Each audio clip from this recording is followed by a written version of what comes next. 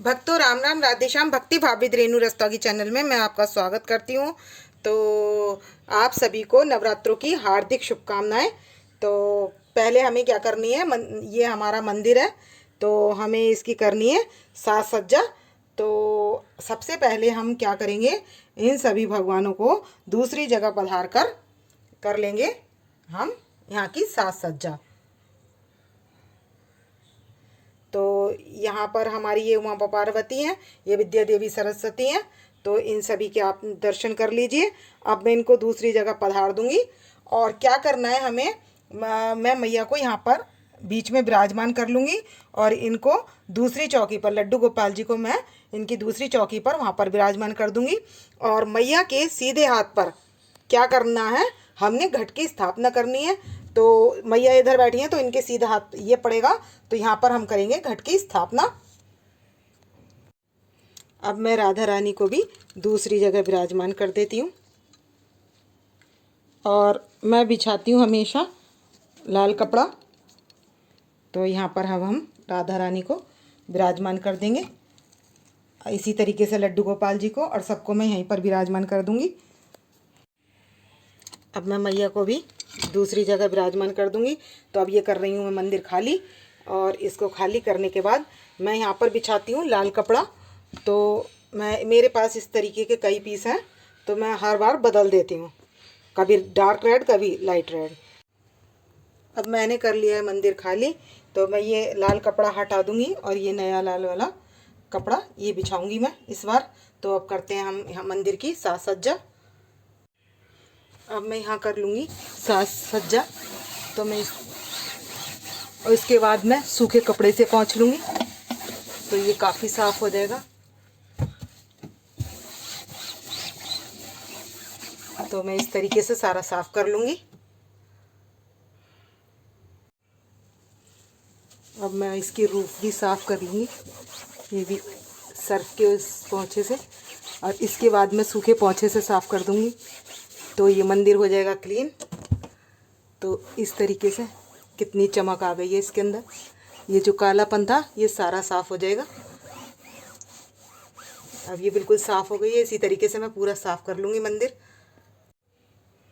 तो अब मैंने गीले सर्फ के उससे साफ़ कर लिया मैंने इसको, और अब कर दूँगी मैं इसको सूखे कपड़े से पोंछ लूँगी। तो ये हो चुकी है, देख सकते हैं कितनी क्लीन हो गई है ये सारा क्लीन हो चुका है। ये भी काफ़ी चमक चुका है। तो हम बिछाएंगे यहाँ पर रेड कपड़ा। देख सकते हैं हमारा मंदिर हो गया क्लीन, और मैंने बिछा लिया है यहाँ पर रेड कलर का कपड़ा। तो अब यहाँ पर कर देंगे हम विराजमान। अब हम मैया को पधार देंगे बीच में।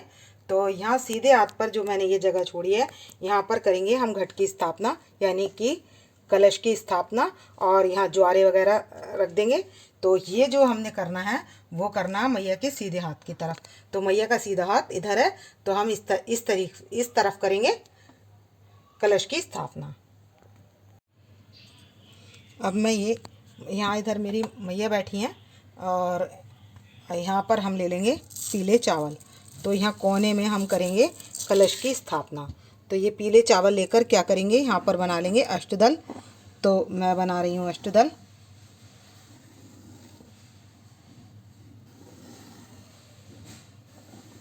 तो हमने बना लिया ये अष्टदल। तो ये अष्टदल बन चुका है। अब मैं यहाँ पर करूँगी कलश की स्थापना। अब ये हमने ले लिया है केसर, हल्दी और चंदन, और ये ले लिए रोली। तो अब क्या करेंगे, हम इस पर रोली से और केसर चंदन तिलक से लगाते जाएंगे यहाँ पर अशोक के पत्तों पर।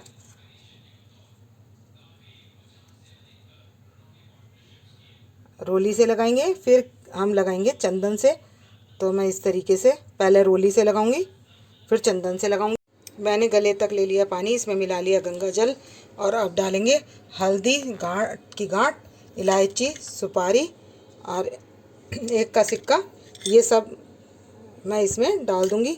हल्दी की गांठ, एक का सिक्का, सुपारी और लौंग का जोड़ा और इलायची, ये सब मैंने इसमें डाल दिया। अब हम क्या करेंगे, 8 बिंदी तो यहाँ पर लगा लेंगे और बनाएंगे सतिया। तो अब मैं बनाऊंगी यहाँ पर सतिया।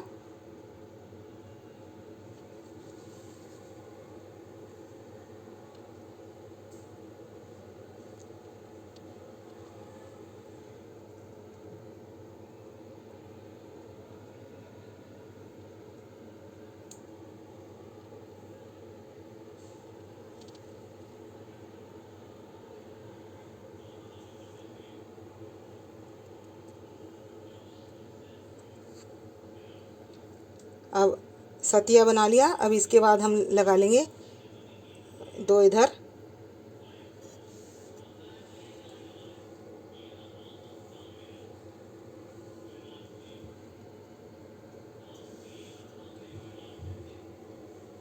और 2। तो ये हमारा जोड़ा हो गया सतिये का। तो हमें इस तरीके से करना होता है कलश पूजन। हमने इसको बाद में इस सुबह को मुहूर्त है, सुबह 6:30 बजे से लेकर 7:30 बजे तक का मुहूर्त है सुबह। तो आप तब भी कलश की स्थापना कर सकते हैं। और जब आप कलश की स्थापना यहाँ पर करेंगे तभी हमें अखंड जोत जलानी होती है। तो और आप कर सकते हैं 9 बजे से 10:30 बजे तक। तो आप किसी भी समय कलश की, ये दोनों मुहूर्त बहुत अच्छे हैं, तो इसमें आप कर सकते हैं कलश की स्थापना। तो हम यहाँ लगा लेंगे 8 बिंदी। 2 3 4 5 6 7 और 1 8। इस तरीके से हमने लगा लिए ये 8 बिंदियाँ रोली की। और धूप दिखा देंगे, धूप दीप नैवेद्य से इसका कलश का पूजन होता है। तो वो मैंने तो सिर्फ अभी दिखाया ही है और मैं करूँगी सुबह को। अब मैंने कर लिया पूजन। तो मैंने कर लिया रोली से, केसर हल्दी तिलक से, मतलब यहाँ पर पूजन कर लिया है। तो रोली के और ये हमने लगा दी हैं 8 बिंदियाँ। और उसके बाद हम ये रख रहे हैं 11 पत्ते अशोक के लगा रही हूँ मैं। अशोक के पत्ते लगाने के बाद इस पर रखेंगे नारियल। नारियल पर हम कलावा लपेट देंगे और उसके ऊपर हम चुन्नी लपेट देंगे। तो और हमें दीप का पूजन भी इसी तरीके से करना है।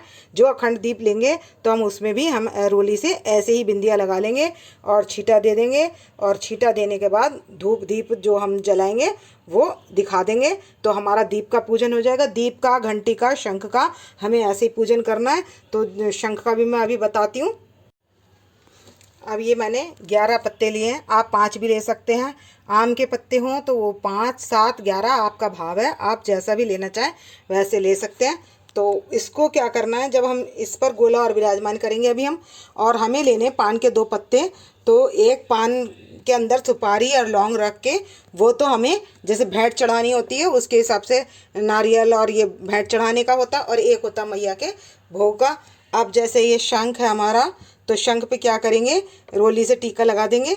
रोली से टीका लगा के पानी जल ले लेंगे और जल में कुशा डालकर और उसे हम छींटा लगा देंगे, धूप दीप दिखा देंगे। तो ये हो जाएगा हमारा शंख का पूजन। ये हो गई हमारी घंटी। अब इस पर भी मैं अभी इसलिए नहीं लगा रही हूँ क्योंकि मुझे सुबह मांस धोकर इनको, मतलब सुबह शुद्ध करके तब मैं इस छींटा गंगा जल से सारा छींटा लगा के कुशा से, उसके बाद लगाऊंगी रोली से तिलक, केसर से तिलक, और इसके अंदर घंटी के अंदर यहाँ पर भी लगा देंगे हम तिलक, और फिर इसको धूप दीप दिखा देंगे। तो इस तरीके से हमारा हो जाएगा सबका पूजन, घंटी का, शंख का, और हमारे जो शास्त्र हैं उन पर भी हम छींटा लगाकर और रोली का तिलक दिखा देंगे, धूप दीप दिखा देंगे। तो हमारा क्या होगा, वो सब पूजा हो जाएगी नवरात्रों की। तो अब क्या करूँगी मैं, अब कलश को सबसे पहले मैं इस अष्टदल पर विराजमान कर दूँगी। तो हमने क्या करना है, ईशान कोण में ही बनाना है। माता के दाहिने हाथ की तरफ ही हमें कलश की स्थापना करनी है। और इस पर रख देंगे हम नारियल। तो नारियल पर बांध देंगे पहले कलावा, फिर बांधेंगे चुनरी। तो मैं कलावा बंधा हुआ चुनरी के साथ विराजमान कर दूँगी, दिखाती हूँ अभी। अब ये हमारा जो कटोरा है जौ का, तो हम क्या करेंगे, इस पर भी क्या करेंगे, 8 बिंदियाँ लगा लेंगे। तो हम इसका भी पूजन कर लेंगे। सबसे पहले हम शुद्ध करेंगे इसको, कटोरे को सुबह, और फिर इस पर मैं छींटा लगाने के बाद, कुछ ऐसे छींटा लगाती हूँ, छींटा लगाने के बाद इस पर बिंदियाँ लगा लूँगी 8। फिर धूप दीप दिखा देंगे, ये भी पवित्र हो जाएगा। यहाँ पर नारियल पे कलावा बांधेंगे, कलावा बांधने के बाद चुंदरी लपेट दूंगी। तो चुंदरी लपेटने के बाद मैं कर दूंगी इस पर विराजमान। तो ये हो जाएगा कलश पर कलश की स्थापना। तो ये मैंने लपेट कर नारियल, अब आपको इस सीधा भी खड़ा कर सकते हैं नोक की तरफ से, और ऐसे भी कर सकते हैं। ये ईशान कोण में स्थित होना चाहिए। और यहाँ पर क्या होता है, नवग्रह की स्थापना होती है। तो हम क्या करेंगे, 9 क्या ले लेंगे, सुपारियाँ। तो 9 सुपारियाँ भी ले सकते हैं, या नवग्रह का यंत्र आता है वो भी लगा लेंगे। मैं लगाऊंगी नवग्रह का यंत्र यहाँ पर। और ये है दीप, तो दीप का भी पूजन कर लेंगे। इसमें भी 8 छींटा लगाकर, 8 बिंदियाँ लगाकर और धूप दीप दिखा देंगे। जो हम जोत के साथ दीप जलाते हैं उससे हम दीप दिखाकर उससे कर लेंगे पूजन। ये मेरा है संपूर्ण कुबेर यंत्र। तो मैं इसको लगा लूँगी, इस पर लगाएंगे जल से छींटा लगाएंगे। छींटा लगाकर रोली से और केसर हल्दी तिलक वाले से हम लगाकर, तिलक लगाकर धूप दीप दिखाकर नैवेद्य आदि से कर लेंगे हम पूजन यहाँ पर। और इस अगर आपके पास यंत्र नहीं है तो आप क्या करेंगे, ये सुपारी ले लेंगे। सुपारी के ऊपर गोलाई में इस तरीके से कलावा लपेटेंगे और 9 कर लेंगे। तो कैसे कर लेंगे, 9 सुपारियाँ ले लेंगे। सुपारियाँ लेने के बाद उस पर हम क्या करेंगे, रोली का छींटा लगाकर धूप दीप दिखाकर सोमाय नमः, चंद्राय नमः, बुद्धाय नमः, राहुआय नमः, केतुआय नमः, इस तरीके से हम 9 ग्रहों का नाम लेकर उनको इसी साइड में विराजमान कर लेंगे। 9 सुपारियाँ लेते जाएंगे और उनको विराजमान कर लेंगे। तो हमारी हो जाएगी नवग्रह की पूजा हो जाएगी धूप दीप दिखाकर। तो आप यंत्र भी ले सकते हैं और इस तरीके से भी कर सकते हैं। तो ये हमारी हुई घट की स्थापना और नवग्रह की स्थापना। अब मैं मैया को कल को वस्त्र पहनाने वाली हूँ येलो कलर के। तो ये है मैया की ड्रेस, ये लहंगा, ये चोली और ये चुनरी। तो ये हम मैया को पहनाएंगे कल। तो अब क्या करना है हमने कि पहले जो दिन होता है, जो पहला नवरात्रा होता है, तो वो किसका होता है, शैलपुत्री का। तो वो किसके उसमें क्या किससे पूजन किया जाना चाहिए, गाय के घी से। तो वो क्या करता है, हमें आरोग्य यानी कि निरोग बनाता है। दूसरा ब्रह्मचारिणी का होता है, तो उसमें हमें शक्कर यूज़ करनी चाहिए। उससे क्या होती है, हमारी आयु लंबी होती है। तीसरा चंद्रघंटा का होता है, तो वो चंद्रघंटा के वाले दिन, तीसरे दिन हमें दूध या मेवे का प्रसाद बनाना चाहिए। तो उससे हमें धन और वैभव की प्राप्ति होती है। और चौथा है कुष्मांडा। तो कुष्मांडा माँ के लिए हमें मालपुआ बनाना चाहिए। तो वो क्या करती हैं, बुद्धि का विकास करती हैं। और स्कंद माता को जो है हमें केले का भोग लगाना चाहिए। तो वो क्या करती हैं, हमें कारोबार में और शारीरिक कष्टों में सफलता प्रदान करती हैं। और कात्यायनी अगला होता है कात्यायनी का। तो कात्यायनी के माता को हमें शहद का भोग लगाना चाहिए। तो जिससे हमारी घर की नकारात्मक ऊर्जा समाप्त होती है और सौंदर्य प्रसाधन हमारा बढ़ जाता है। और अगला है कात्यायनी कालरात्रि। तो कालरात्रि को हमें गुड़ का भोग लगाना चाहिए। तो वो क्या करती हैं, हमारे रोग और शोकों को दूर करती हैं। फिर है अगला गौरी। तो गौरी माता को हमें नारियल चढ़ाना चाहिए। और वो क्या करती हैं, नारियल से हमें सारी मनोकामनाएं पूर्ण करती हैं। लास्ट है सिद्धिदात्री। तो वो क्या करती हैं, उनको हलवा पूरी और चने का भोग लगाना चाहिए। तो वो सुख और शांति का प्रदान करती हैं। तो इस तरीके से हमारे हो गए नवरात्रि पूर्ण। तो इस तरीके से हमें भोग लगाना है और करनी है मैया की पूजा। और इस सब के बाद हमने दुर्गा सप्तशती में दुर्गा कवच स्तोत्र, इसका पाठ अवश्य करना है रोज़। और हमें ले लेनी है माता की चौकी पर उसका आता है स्टैंड शास्त्र पढ़ने वाला, वो लगाकर ही हमें पढ़ना है, क्योंकि हमें शुद्धता का बहुत ध्यान रखना होता है। और हमें क्या है, पाद अर्ध और आचमन, इनको सब चीज़ें करानी है। तो मैया को हम जब पाद अर्ध आचमन कराएंगे तो एक कटोरी मैया के पास में यहाँ पर विराजमान कर लेंगे, पुष्प चढ़ा देंगे और पाद अर्घ देंगे। तो हम थोड़ा सा जल डाल देंगे, स्नान कराएंगे, फिर थोड़ा सा जल डाल देंगे। इस तरीके से हम 4 बार जल डालेंगे, आचमन कराएंगे और उनके हाथ वगैरह धुलवाएंगे, स्नान कराएंगे। तो हमें इस तरीके से उनको वो जल उसमें कटोरी में डालते जाएंगे और जो कटोरी का जल होगा बाद में वो जल हम पौधों को दे देंगे। और यदि हम हवन करते हैं तो क्या कर सकते हैं, ओम भूर्भुवः स्वः तत्सवितुर्वरेण्यं भर्गो देवस्य धीमहि धियो यो न प्रचोदयात्, इस मंत्र से भी दे सकते हैं। और इस मंत्र से हम मैया को जनेऊ भी अर्पित कर सकते हैं। तो हम, अगर आपके पास जनेऊ नहीं है तो आप उसी कटोरी में कलावा भी अर्पित कर सकते हैं। तो या देवी सर्वभूतेषु प्रेरणा रूप संस्था नमस्तस्ते नमस्तस्ते नमस्तस्ते नमो नमः, या दुर्गा देवी के नाम से, मतलब जो 9 देवी हैं तो 9 देवियों के नाम से भी हम इस तरीके से बोलकर हवन कर सकते हैं। तो आपको यदि मेरी वीडियो पसंद आए तो प्लीज़ लाइक करें, सब्सक्राइब करें और शेयर करना ना भूलें। भक्तों राम राम, राधे श्याम।